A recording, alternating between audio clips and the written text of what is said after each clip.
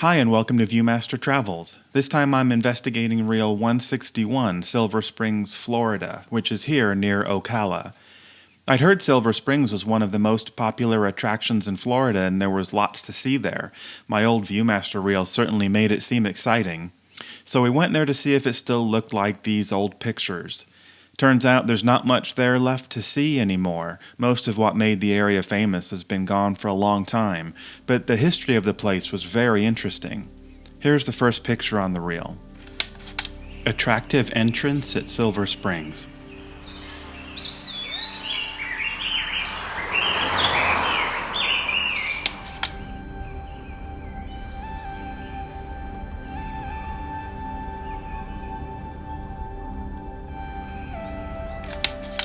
This space-age entrance isn't there anymore, and the current entrance is entirely different. You start to get the feeling that a lot has changed in Silver Springs. We arrived at a very large parking lot and entered the park through this welcoming archway. The park itself was very pleasant and quiet, with many signs describing old attractions that weren't there anymore. The main thing to do at the park is ride the Glass-Bottom boats, so we bought tickets for that and waited for our boat. And while we wait, let's cover the park's history. Turns out it's Florida's oldest tourist attraction. It's the world's largest natural spring, feeding the Silver River in central Florida with crystal clear water. The land around the spring was purchased by Samuel O. Howes the year before the Civil War started, and his investment eventually paid off. After the war ended, Northerners flocked to Florida. As this Whitney's Guide for Traveling Invalids puts it, there's no better medicine for relief and cure than the pure air and sunshine of Florida. Visitors could take a steamship from Jacksonville to Silver Springs, described as a decidedly odd yet grand trip that was highly recommended since the water was extremely clear and deep, and you could see all kinds of fish and plants clearly as native tour guides told of the jungle's legends. Several years later, two Silver Springs tour guides, Hullum Jones and Philip Morrill, got tired of making everyone lean over the side of the boat to use their own underwater viewing devices, and they had the idea to cut a hole in the bottom of their canoe and replace it with a square of glass, letting everyone see clearly below the surface. The Glass-Bottom boat had been invented. Their idea took off and soon glass-bottom tour boats were a common sight on the water. The idea even spread across the country to California's Catalina Island, the site of the first video I ever did. Silver Springs was soon world famous for its submarine views and jungle scenery. And in 1924, W. Carl Ray and WM Davidson leased the property, intending to really ramp up the attraction. And it's at this time, 100 years ago, that the attraction seen by our Viewmaster photographer was born. Ray and Davidson motorized the Glass-Bottom boats, added new attractions and amenities to the park, and more importantly, began advertising. Crystal clear water of Silver Springs.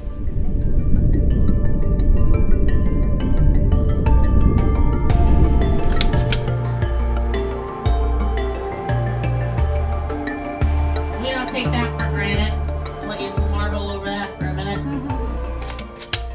Our boat ride was really fun. The boats are pretty old, and you feel like you're participating in something people have done for 100 years. And the views to the bottom are amazing, although they explain that the water's not as clear as it used to be, and there aren't the numbers of fish and animals there once was. We did see a manatee though, which has become a pretty rare sight. The spring's amazingly clear water began to attract Hollywood, and it soon became a popular location for movie production, including the 1932 hit Tarzan the Ape Man and 6 of its 11 sequels. The filming drew the attention of freelance photographer Bruce Mozert, on assignment from New York to photograph shoes in Miami.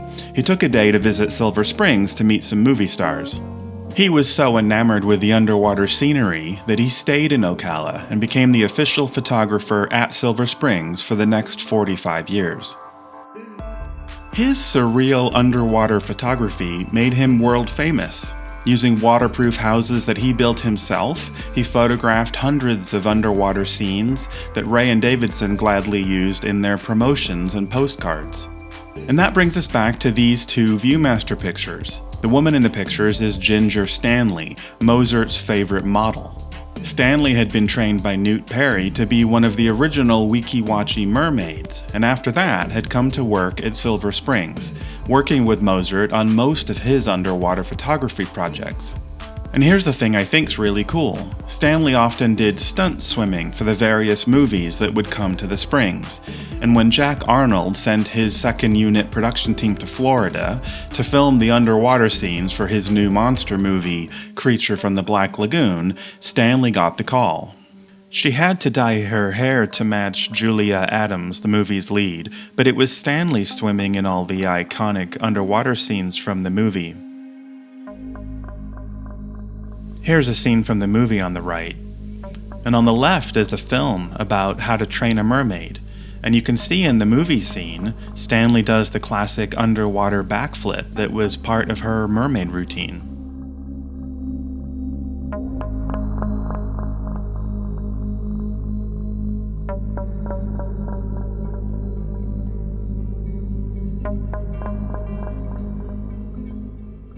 And the next picture we'll look at was something else I never realized.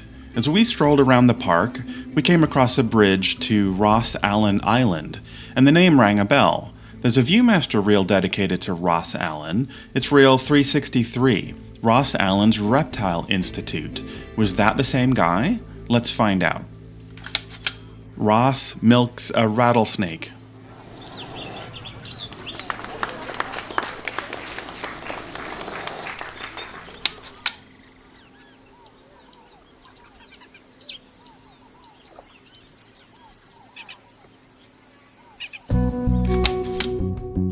The Ross Allen Reptile Institute was the first additional attraction Davidson and Ray added to the park. It was a very popular demonstration featuring dangerous snakes and alligators, done from this stage we had found on the island. Ross Allen was born in 1908 and moved to Winter Haven, Florida as a teenager. He had a hobby of catching snakes and alligators, and he kept them in a barn in Winter Haven. So many people would come by the barn to check them out, Allen started charging admission, at first to discourage them, but then as a business. One day, the barn's fence broke, and 60 alligators escaped and wandered into downtown Winter Haven. Ross managed to recapture all of them, but was advised strongly by the city to move his collection somewhere else. Newt Perry recommended that Allen set up shop at Silver Springs. He made a deal with Davidson and Ray to show off the alligators to people returning from the Glass-Bottom boat rides, and that became the longest-running added attraction at the park, definitely warranting a dedicated Viewmaster reel. Ross Allen became a serious force in Florida herpetology. When not wrestling a giant python, he educated the public and did scientific research. Allen even supplied the bulk of the antivenom used by the U.S. Army during World War II. He never missed an opportunity to profit from his hobby, though. He sold rattlesnake-based items in the gift shop and live baby alligators by mail order. He even sold canned rattlesnake meat in supreme sauce, buying the canning equipment from the widow of George Kenneth End, who'd pioneered the canning process but had been killed by his own ingredients. The next picture we're looking for was a classic image of the park. World-famous Lucky Palm.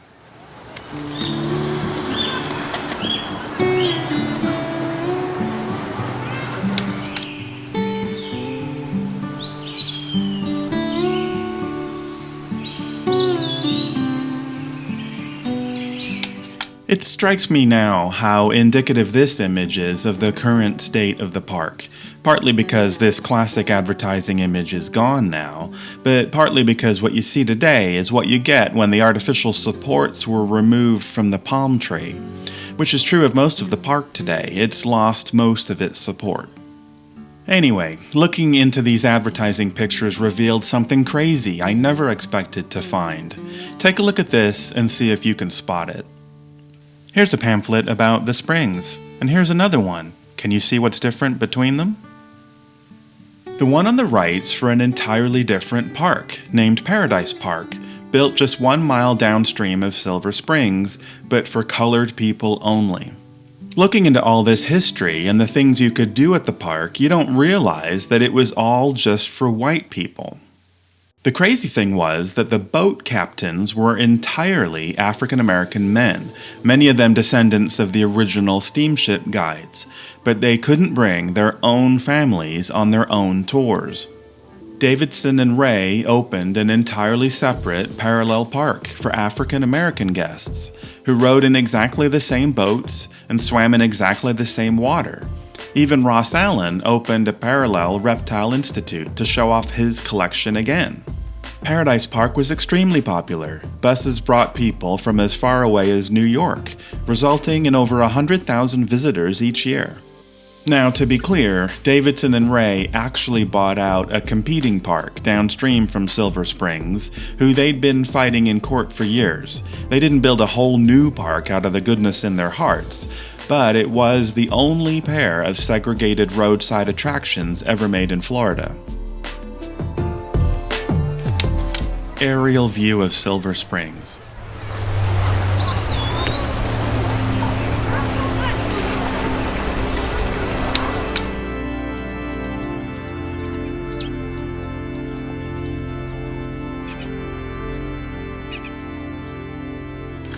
Here's a picture I couldn't match. I think the original was taken around here, but now there's just underbrush and reeds. I wondered how the photographer got up so high, and then I found this old 8mm home movie of the park. There used to be a lifeguard tower there, and you can see from these old movies how much more there was to see at the park. Here at Silver Springs, Florida, is the most unusual bathing beach in the world. Surrounded by the beauty of Florida's Silver Springs and Highway 4. Here's the park map in 1954. You can see the Lucky Palm and original entrance sign. The next year, a fire destroyed many of these original buildings, but they were quickly rebuilt to the ones you see today. Here's a map from after the fire, with the space-age entrance sign and new buildings. In 1962, ABC Television bought the park, a few years after they bought Weeki Wachee Springs, and this began the golden age of Silver Springs. ABC added many new attractions and really ramped up the advertising. Here's a map from 1978. This has the entrance we'd used that morning. Ross Allen's moved from one building to take over this entire island, the island that's now named after him. There's a second cruise you can take, a deer park, an antique car collection, and all kinds of exotic animals to see. Park ownership changed a couple times, actually transferring to the state of Florida in 1993, but the attraction soldiered on for the rest of the millennium. In the 2000s, though, their fortunes changed. A recession hit, costs were up and profits down. Other vintage attractions like Cypress Gardens closed, and Weeki Wachee was desperate for a government bailout. And for the next 10 years, the park slowly declined. The last giraffe on the property died in 2012, as well as the oldest tortoise, Frank the Tank, who was over 100 years old. The entire operation fully transferred to the state of Florida in 2013. They kept the glass-bottom boats, but removed everything else. Today, nearly everything is gone. The old deer park is just a walking trail. Ross Allen's stages are overgrown by jungle, and the old docks are just ruins. Paradise Park closed in 1969, and only this marker remains where the entrance used to be. All the exotic animals are gone, although occasionally you might see a monkey in the trees, a descendant of some originally brought to the island who eventually escaped into the jungle. And the spring's biggest challenges are yet to come. Urbanization and large-scale ranching in the area have increased the nitrate levels in the spring by 30 times, causing frequent invasive algae blooms. Neighborhood wells have taken away 30% of the water flow, reducing the water levels, and rising sea levels have started to flood the spring with salt water, killing the native fish. The state of Florida spent the last 10 years arguing about what to do about it, but actually doing nothing. Of all the Viewmasters I've investigated so far, the Silver Springs reel feels like a key to something that's almost entirely gone now. These pictures are an important record of a wonderful place that we may completely lose within our own lifetime. And that's the thing with Viewmasters. They're a 3D portal into another world, but sometimes it's a world we've lost. But that's it for this episode. Thanks for watching.